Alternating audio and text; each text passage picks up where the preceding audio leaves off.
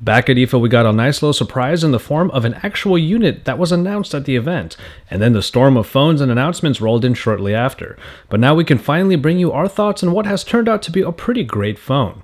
It's Joshua Vergara from Android Authority. What's going on, everybody? And this is the Huawei Ascend Mate 7.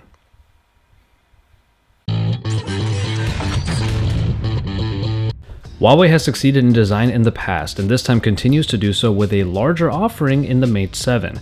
It's hard to get past the 6-inch screen, but once you browse around the device, you'll find a very well-constructed metallic frame with a nice industrial look and feel. The buttons are nice and meaty on the side, with the power button below the volume rockers this time for easier access, and there's a decided lack of elements used solely for decoration.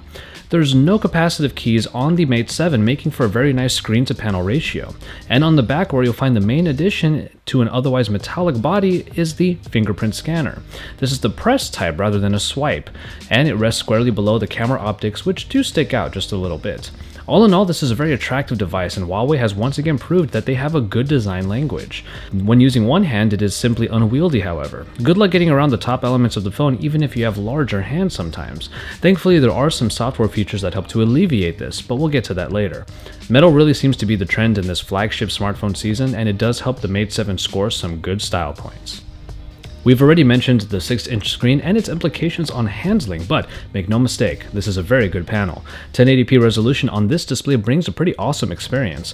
Larger screens often get a bad rap for size, but then are equally heralded for bringing a nice media experience, and that's exactly what goes on here.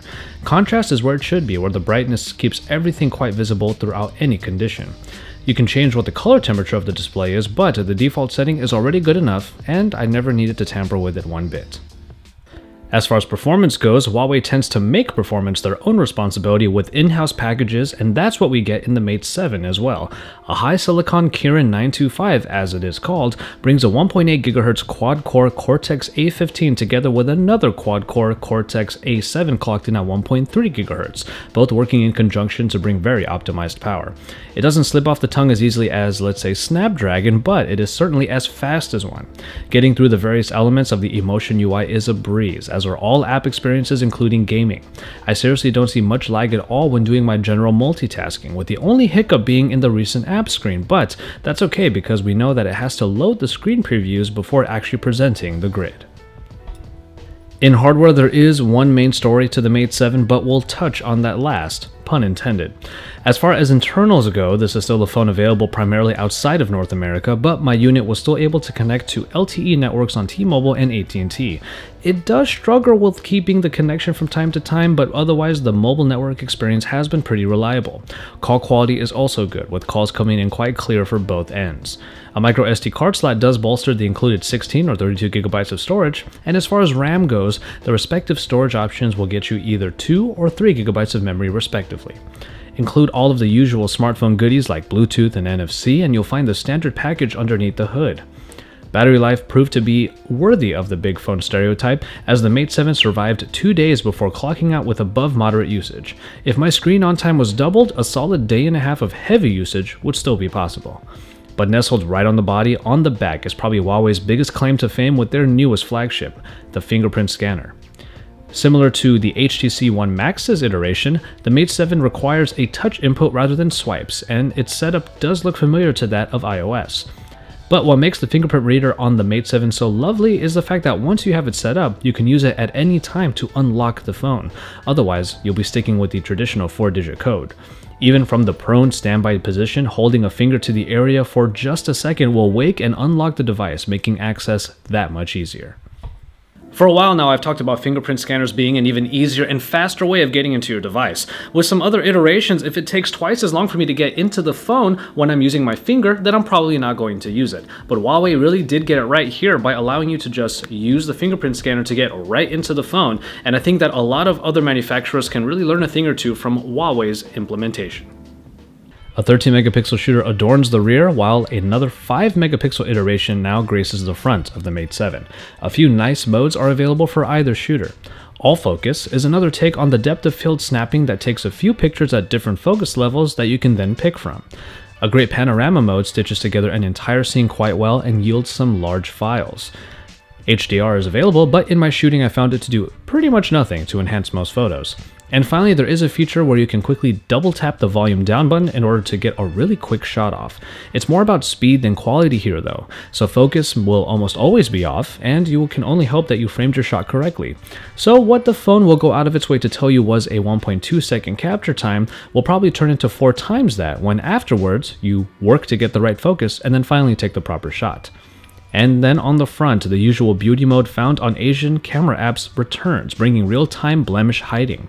And for a better looking self-portrait, a small box appears in the top left to help you actually look in the lens's direction. As far as quality goes, I found the Mate 7 to have a more than decent shooter. Details are well captured, and noise levels even in night settings don't destroy most images. The interface is pretty simple to navigate through, so I wasn't fidgeting too hard for what I wanted, and in most cases just picking up and shooting yielded a pretty nice shot. Even the front-facing camera proved to be a good shooter, though I'm still wary of the beauty modes. Nonetheless, having a higher megapixel count for self-portraits seems to be the trend now, and the Mate 7 does not disappoint in that department. As I get into the software portion, let's get one thing out of the way right now. No, there is no app drawer. However, given how much the Emotion UI has matured, that actually doesn't matter as much. Emotion has kept its flat, simple interface, and as such you'll be making use of folders a lot. But get underneath the home screens and you'll find a plethora of small yet useful additions. For one thing, using a phone this size is helped a bit by a one-hand interface that can be moved around by holding a finger down on the screen and then tilting the phone left or right. It's definitely not a perfect implementation, but it has come in handy in a pinch. A button made just for bringing down the notification shade became an immediate and lasting addition to my navigation bar. Small details consistently made me say, "Oh, that's cool," in the interface, like the gallery, where you can drag down to open a quick camera interface, or the notification dropdown, which has a nice way of presenting, chronologically, your received notifications. And if you think about it for a bit, elements of the Emotion UI look like what we will probably find in the upcoming Android L. Forward thinking on Huawei's part makes this KitKat-powered Android one of the nicest iterations, even if it doesn't have an app drawer. And all of this is themable through a built-in application, though only a limited number of themes are available in mine at the moment. Of all the Asian iterations of the Android interface, Emotion might be one of the best we've used. With a few key features included that actually prove useful, its snappy minimalism is undeniable.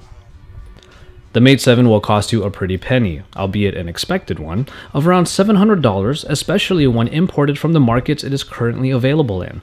North American users still have to wait for their release, but Huawei has expressed a strong desire to move into more Western markets. Obvious competitors for the Mate 7 are large form factor phones, but we have to put into consideration the Quad HD behemoths that simply overpower the Mate in screen resolution. But in all other respects, Huawei has proven that they can stand elbow to elbow with the rest. And so, there you have it, the Huawei Ascend Mate 7, the biggest offering from Huawei in more ways than one. After some really solid mid-range offerings, we're happy to see Huawei succeed in the flagship space, showing off how they do fingerprint scanning in particular. But their Android iteration is certainly no slouch and proves to be a snappy, pleasing experience as well. Even the in-house processing package brings the performance you want with the battery life big phone users require. If you want to get the most out of the Mate 7, setting up the fingerprint reader is a must, and then you'll find that its quickness and ease of use permeates throughout the phone. Well, minus the large size. But given the direction the smartphone flagship market has been going, we're not surprised that Huawei put everything into their latest and greatest, and their success is exactly why we give it the Editor's Choice Award, for making it crystal clear that Huawei is actually a real threat to the current smartphone kings in the game today.